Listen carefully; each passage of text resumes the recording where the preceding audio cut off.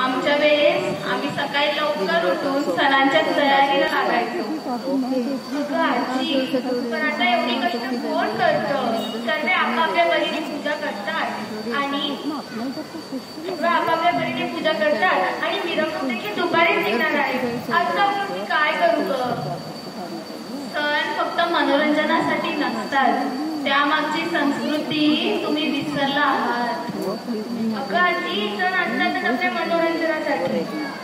नाही ग, सण मनोरंजनासाठी नसतात.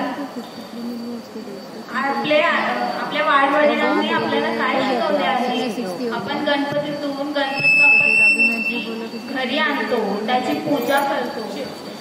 तुम्ही आपल्या पुढच्या पिढींना काय शिकवणार?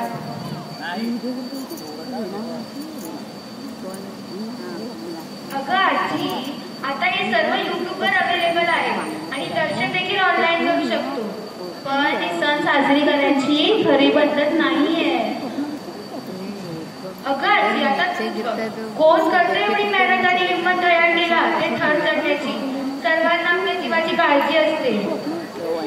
तुम्ही या छोट्या मोठ्या खेळातच हिंमत दाखवली नाही तर आयुष्यात कसे पुढे होणार? या निमित्ताने तरी तुम्ही सण परंपरेत साजरे कराल. समजते का बाळा तुला?